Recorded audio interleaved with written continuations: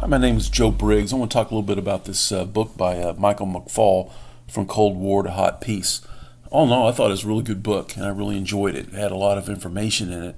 What was a little disappointing, but not unusual, is that it was just his view, his perspective on a broad number of events, and it leaves it up to you to look to other sources to fill in those gaps. He gave his perspective, his experience on those, and you can't be too disappointed that you don't get all of the information there. Some of those things are like a difference between a cooperative Medvedev and a kind of an old world Putin, as he's portrayed to be. He makes the point that Putin is likely the greater patriot of the two. He doesn't deliberately make this; it just comes out that Putin is likely the greater patriot of the two by being more defensive and less naive to U.S. threat of regime change, at least as perceived by Putin. He talks about Putin's worldview being formed by the U.S. breaking of its treaty commitments on nuclear missiles and pulling Soviet countries into NATO. It talks about the U.S. destabilizing the world through regime change in Iraq, Georgia, Libya, Syria, Ukraine, and attempted ongoing in Iran. Those are very real to Putin because he thinks he's next, and he's very correct about the how those have all destabilized the regions that they're in and caused hundreds of thousands of deaths.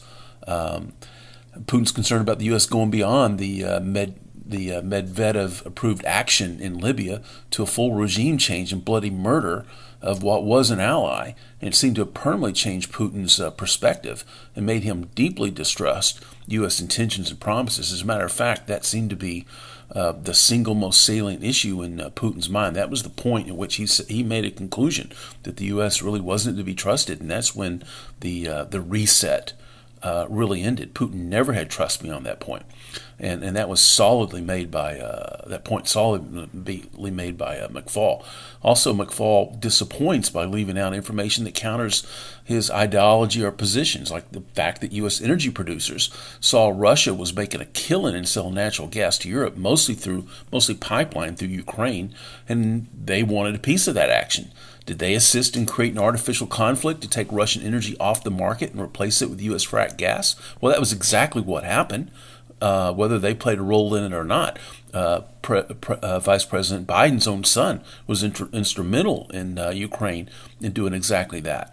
And he didn't mention the fact that the U.S. actually passed what was called the Ukrainian Freedom Support Act of 2014, which explicitly, for the first time since, I think, 1948, that allowed U.S. energy to be exported. McFaul also acknowledged the U.S. role in Ukraine and Georgia regime changes, but he added a few facts, like he didn't mention the $5 billion that Assistant Secretary of State Victoria Nuland spent in Ukraine for men division and a civil war. Putin obviously took notice of that. All in all, it's a good book where he identified a number of key events and gave his perspective on them.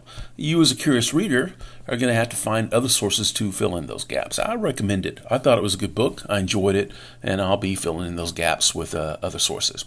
All right, hope you enjoy it.